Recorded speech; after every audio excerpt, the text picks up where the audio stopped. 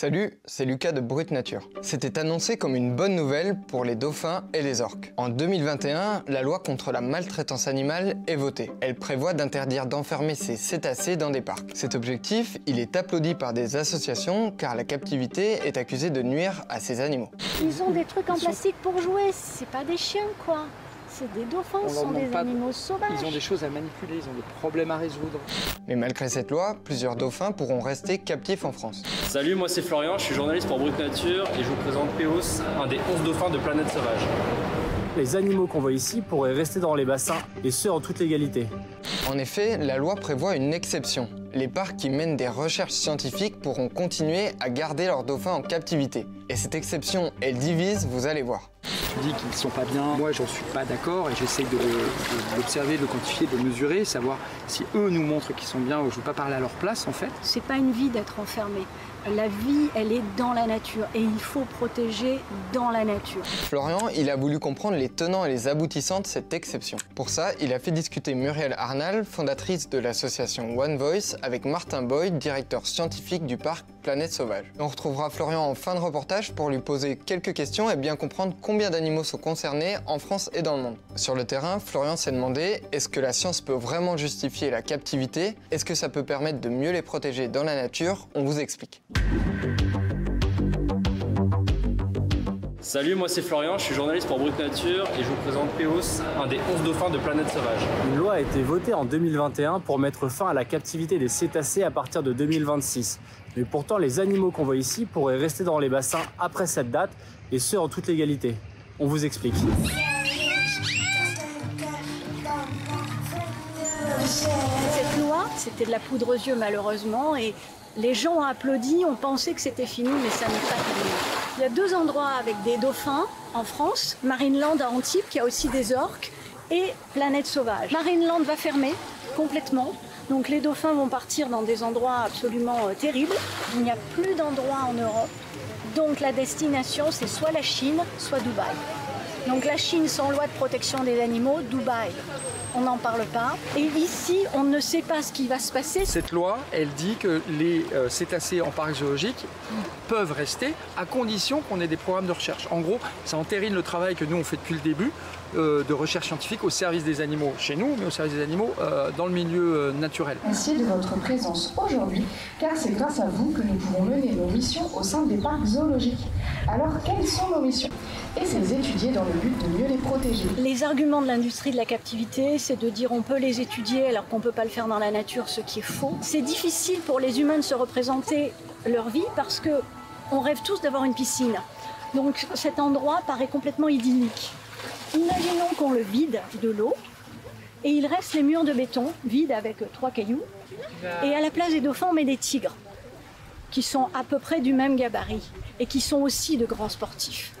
Je ne suis pas sûre que le public viendrait voir des tigres dans ces conditions-là. Ici, on est dans la galerie sous-marine. Ça permet d'avoir un point de vue sur les dauphins. On va pouvoir voir par les vitres. Et comme ça, les gens peuvent observer le comportement des animaux. C'est un endroit aussi pour les scientifiques. C'est-à-dire que là, on peut voir les interactions du groupe. Est-ce que le risque, justement, c'est pas de se dire on va monter un programme de recherche pour regarder nos animaux et continuer à accueillir du public? Dire qu'on ferait de la recherche pour garder ces animaux, c'est un procès d'intention. En gros, de la recherche, on en fait depuis le début. Moi, je suis scientifique et je suis rentré dans un parc zoologique pour pouvoir faire mes recherches. Et ici, c'est en 2005, avant même que les dauphins soient arrivés, on faisait des recherches. Et les dauphins sont arrivés parce que on avait ce centre de recherche qui a démarré en 2009. Donc en gros, on ne fait pas de la recherche parce que la loi nous l'a demandé. La loi valide le fait que nos recherches sont importantes. On a une interaction entre Parel et sa petite Pili. Et on voit qu'elle lui fait des bulles, elle a des mouvements de mâchoire aussi. Et on a eu une étude justement il n'y a pas très longtemps, c'était il y a 2 mois, sur les mouvements, les mimiques faciales chez le dauphin. On collabore avec des universitaires du monde entier qui viennent, des étudiants qui viennent faire leur thèse chez nous.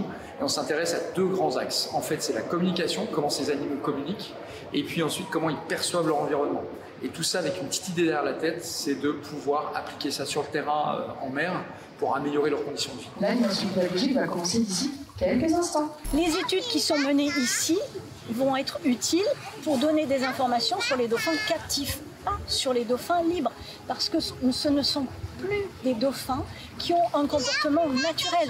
Ils n'ont absolument aucune condition pour avoir un comportement naturel. Ils ne connaissent pas les courants, ils ne connaissent pas les marées, ils sont obligés de tourner en rond, ils ne connaissent pas la vie marine sauvage. Tout le langage des dauphins n'a pas été étudié en bassin parce qu'on ne saurait pas qu'il y a des cultures différentes selon les groupes, selon les pays. Les études qu'on va faire en parc zoologique et les études qu'on fait en mer sont complémentaires, dans le sens où il y a plein de choses, des questions qui se posent, on va dire, en mer, pour caricaturer un peu, et les réponses, nous, on peut les avoir parce qu'on peut les observer de très près. On va avoir les interactions fines, on va pouvoir poser des questions aux animaux en les faisant participer à des jeux. Et c'est impossible de le faire, justement, en faisant des études dans la nature et en arrêtant la captivité de ces animaux. On ne répond pas aux mêmes questions quand on les étudie en mer ou dans les parcs zoologiques, et il y a beaucoup de choses qui, en mer, déjà, on pourrait les déranger, c'est pas le but. Alors qu'ici on peut collaborer, et puis ensuite il y a des choses, c'est vraiment impossible, il y a toute une frange, tout ce qui va être la physiologie, la perception, les interactions sociales fines, ça on peut les voir que dans nos parcs. Par exemple, une naissance filmée en mer, il y en a une en 2013.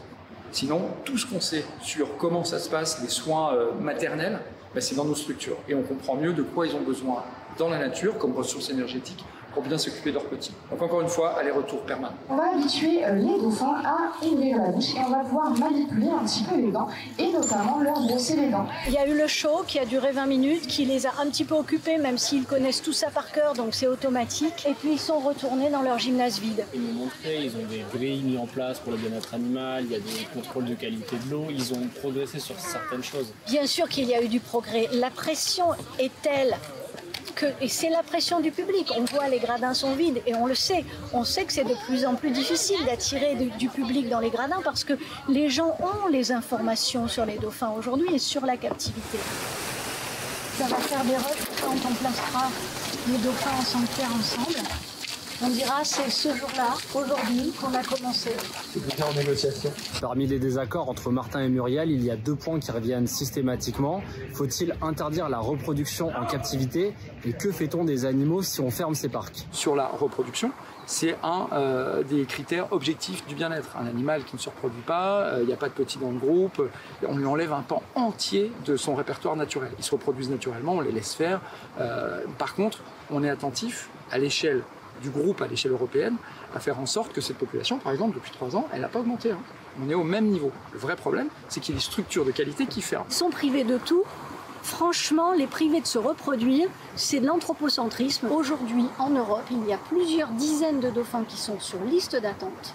C'est la raison pour laquelle les dauphins de Marineland vont partir à Dubaï, là où les touristes peuvent rentrer dans l'eau avec eux et les forcer à des contacts directs. Et nous craignons qu'il y en ait d'autres qui partent vers la Chine. Et pourquoi ils partent à Dubaï? Parce qu'on les force à fermer. Donc à force de dire il faut qu'ils sortent de ces structures, il faut qu'ils sortent des zoos, et on a des solutions. Puis quand le cadre législatif arrive et certains parcs disent ok, nous on arrête, il n'y a rien pour ces animaux derrière. Et là on a mis les animaux en danger. Si l'industrie de la captivité, si Martin se mettait avec nous, comme nous l'avons fait pour les éléphants ou les ours en Inde, comme nous le faisons aujourd'hui pour d'autres animaux, si on se mettait ensemble, on créerait le sanctuaire idéal et tout le monde sortirait par le haut de cela. Encore une fois, c'est vraiment là la limite, c'est qu'avoir des animaux dans un lieu qui est délimité, moi, aucun problème s'ils montrent des comportements qui vont bien et ils ont ce dont ils ont besoin, les standards sont de haut niveau. Je pense que pour toi, Muriel, c'est une ligne qui n'est pas franchissable. Tu disais, on les prive de 100 km, les dauphins n'ont jamais 100 km une journée, et le record, c'est 50. Mais il y a des animaux qui restent dans 3 mètres d'eau toute leur vie à l'état sauvage parce qu'ils ont la sécurité à cet endroit-là. On fantasme trop à la façon un peu Disney, le milieu naturel. De toute façon, on ne se retrouvera pas là-dessus. Je sais. Mais j'espère qu'un jour, on se retrouvera sur ce progrès-là de travailler ensemble. Salut Florian. Salut Lucas. En regardant le reportage, je me suis demandé, il en reste combien en France en tout des cétacés en captivité? En fait, en France, historiquement, il y avait 3 parcs à détenir des cétacés. Le parc Astérix a décidé de fermer son delphinarium en 2021, avant la promulgation de la loi. Et donc, ils ont envoyé leurs dauphins en Europe, en Suède et en Espagne. Donc aujourd'hui, il reste 26 cétacés en captivité. Il y a 3 orques et 12 dauphins au Marineland à Antibes et 11 dauphins à Planète Sauvage. C'est celui qu'on voit dans le reportage? C'est celui-là. Justement, ces dauphins et orques qui restent, qu'est-ce qu'ils vont devenir? L'interdiction, en fait, elle exclut les parcs qui ont un programme scientifique. Donc c'est le cas de Planète Sauvage. Donc les 11 dauphins devraient rester. Et concernant les orques et les dauphins de Marineland, le parc étudie, je cite, plusieurs possibilités de relocalisation. Les animaux pourraient donc être vendus à l'étranger, possiblement au Japon, en Chine ou à Dubaï, où les delphinariums sont en pleine expansion. On pourrait pas imaginer les relâcher dans des sanctuaires, par exemple? C'est ce que réclament justement les associations comme One Voice. Après, la problématique avec ces sanctuaires, c'est que c'est des infrastructures très coûteuses, il faut des autorisations. Et aujourd'hui, à l'heure actuelle, il y a 2 projets. Il y en a un au Canada et il y en a un en Grèce. C'est vraiment les 2 gros projets de sanctuaires marins. Mais aujourd'hui, ces infrastructures, elles sont pas du tout achevées, elles sont pas prêtes à accueillir des animaux. On a parlé de l'interdiction en France, mais où on en est dans le monde? Aujourd'hui, il y a plus de 3500 cétacés captifs, dont environ 3000 dauphins. Ces animaux, ils sont répartis dans une 60aine de pays, mais 60% des animaux sont présents dans 5 pays. Donc c'est la Chine, le Japon, les États-Unis, le Mexique et la Russie. Et d'un autre côté, il y a quand même des pays qui ont interdit les delphinariums. C'est le cas du Canada en 2019 et avant eux, l'Inde, le Chili ou le Costa Rica. Merci Florian, j'espère que cet épisode de La Grande Explication vous aura intéressé. On se retrouve la semaine prochaine et en attendant, vous pouvez poser vos questions en commentaire ou liker la vidéo, comme ça plus de personnes seront susceptibles de la voir. Et je vous dis à bientôt.